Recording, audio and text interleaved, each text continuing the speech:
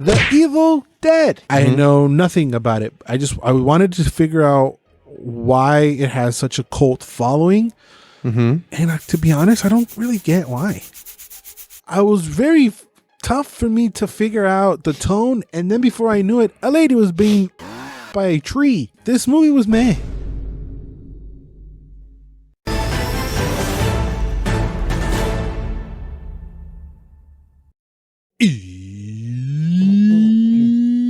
Welcome to List.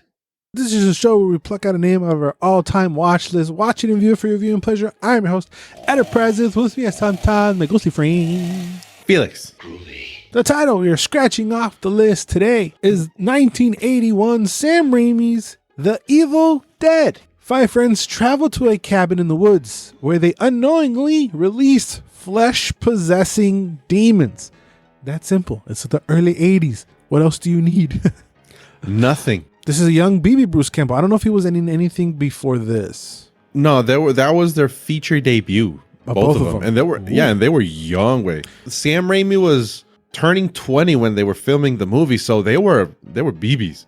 Which is a good thing at the same time, because usually younger people are more risk takers, which I feel this movie definitely did. With the amount of budget they had, they made miracles. You can smell the low budget out of it. Is early 80s, but the practical effects and demonic dolls as people is some of it is a little weird. First you see them like face painted, and then you see like paper mache all over their body. Yeah. And it like takes you out. Bien cabrón. It definitely the low budget part definitely took me out.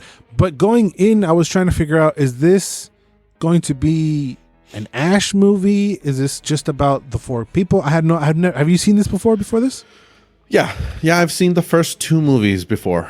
I know nothing about it. I wanted to figure out why it has such a cult following.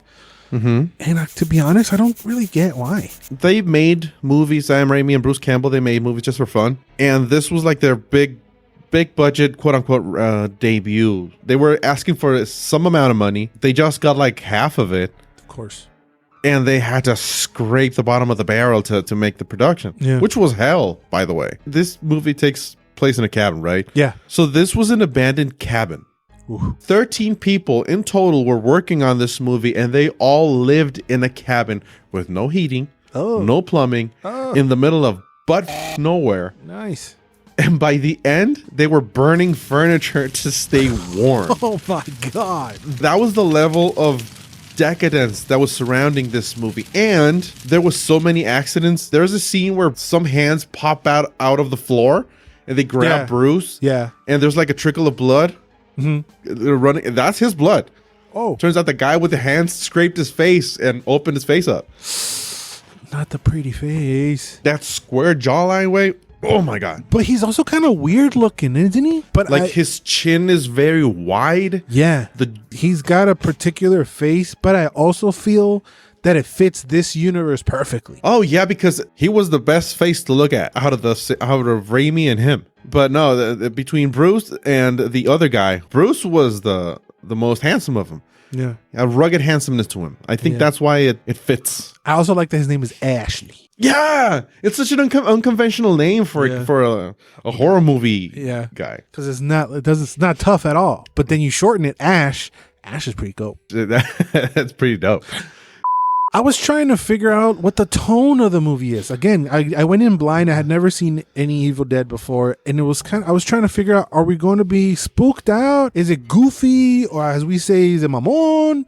I was very tough for me to figure out the tone, and then before I knew it, a lady was being by a tree. Awesome. So this was just at the start of the movie. So I was like, okay. And then she's like moaning and she kind of likes it. I'm like, what? Both Bruce and Raimi, they regret doing that. But it's one of the scenes that made the movie. That's what you remember. I definitely remember that. That's like the only thing I remember. No, there's a lot of crazy stuff that I also remember. But to get to the crazy stuff, I do feel that it's pretty slow. It is. It is very slow because in the first cut of the movie, it was going to be like a horror drama, a little bit more character driven. But because the movie was almost 2 hours long, and they say, you know what? we're going to lean towards horror. And that changed as the movies went on, because in the second one, which is basically the first one again, they leaned heavily towards the horror comedy aspect of it. Without me knowing any of it, I was waiting for like some jokey joke silliness to it. And I really didn't see much of that. It does start off slow, but once it picks up, it gets more involved. And then when the spirits come into play, more body horror starts to happening. And that's when the movie definitely picks up, especially with like ankle pencil stabbing. Oh my God, wait. Ladies on fire. I think the pencil in the ankle is one of the toughest scenes of the movie to watch, because I watched it literally before recording, and I was like, oh my God. Yeah. It definitely gets crazier and crazier and crazier. Then it gets nasty after it gets crazier, with white pus coming out when they die. That was milk. It was literal milk? They said they wanted to use milk like to differentiate between humans and demons, because Sam didn't want to get an R rating for the X rating for the film. Scratching of the shin is pretty, like, you can feel everything that happens. I think it's because of the makeup and the effect, because they were so secluded. They do a lot of cool stuff with the prosthetics. It doesn't look bad by any means. It looks nasty. You buy it. Like, even the milk, you're like, They use corn syrup and a lot of stuff to make the blood. Yeah. He was so drenched in blood that every end of the day he had to go home in the back of the pickup truck, because he was so drenched in that. And when they hung his clothes to dry, it solidified and broke. Like, broke to pieces. His shirt broke into pieces. What the hell? It was hilarious. You think of Ash, because there's like hints of him too getting the chainsaw or whatever, right? And that's like very iconic, and that gets like stuck to him. That's like his weapon, right? A chainsaw in the later movies. In the second one, since that's kind of a retcon of the first one, that's the main weapon he uses to dismember people. Because one of the things that they establish in this movie is that if you want to kill one of these ghost-possessed people, you have to dismember them. Yeah.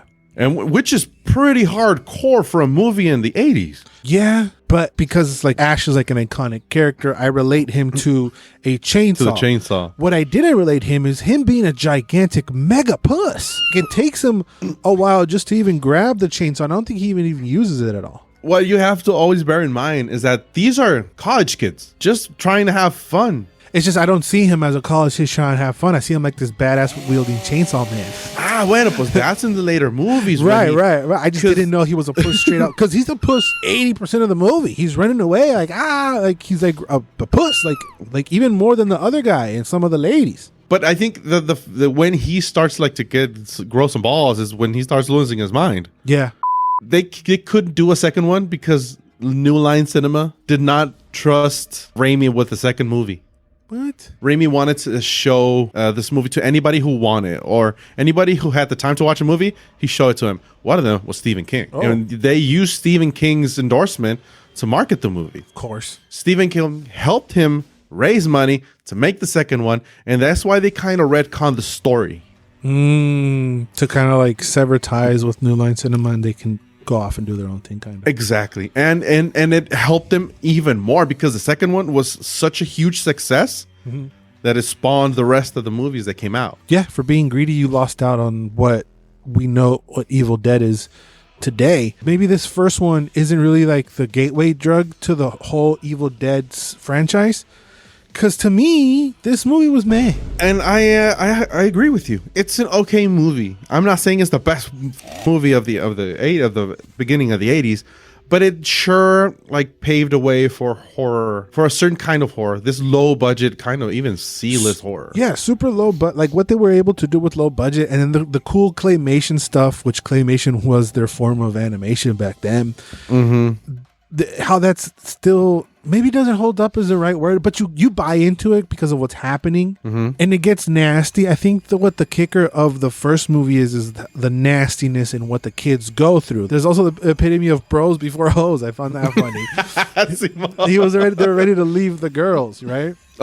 Simon, like, let's bury her. Let's get the hell out of here. Let's get out of here. Like, what do you mean, bro? And I kind of also like that there's not much explanation at all as to who, what, where, and why. It's just like it is, and you have to deal with it, and that's the whole movie. them dealing with it. And you get to feel like the dudes on the movie because you're also going in knowing nothing like they are. You're finding out as they find out. I think that's one of the good points of the movie, because everything you know because they also know, the characters also know. The highlight of the movie is not only Campbell, I guess. It would be like the visuals and the nastiness and how nasty it gets. I have not seen the sequels. It sounds like the second one is what launched Ash and Evil Dead series into, I guess, legendary status, because I can see it, because I hear about that all the time. They put them in video games. There's a new series, and after this first movie, I was like, why do people like it so much? It's kind of meh. Well, it's because of the cult following. It's one of the staples of horror. But and did that come in the second one, or did that come in for the first one? Kind of started with the first one, and it's just steamrolled with the second one. The second one really cemented what Evil Dead is. We're going to watch the second one probably for Halloween or whatever. So make sure you like, comment, subscribe, and let us know anything Evil Dead related, facts that we've missed, or anything. Let us know down there. This feels like a you movie. I feel like you loved it. Oh, yeah, completely. The first time I watched it, I kind of didn't understand everything. But now rewatching it as a grown-ass man, it's one of my favorite movies. Damn, really? When I say one of my favorite movies... You're saying like top 500. Exactly. Yeah, I get it. Yeah, it's in the 1001 must-watch movies of all time. Yeah. And it's in my top 500. It's not one that I'm saying not watch, but I think that the driving force are the visuals and what they do crazy. I might be in the minority. Again, feel free to yell us down in the comments, along with letting us know anything else you would like to see us watch for the list. I'm going to leave another weird, freaky movie for you guys, Hellraiser, right here for you guys to go ahead and watch. Thanks for watching. Remember to always and forever, you do you. Bye-bye.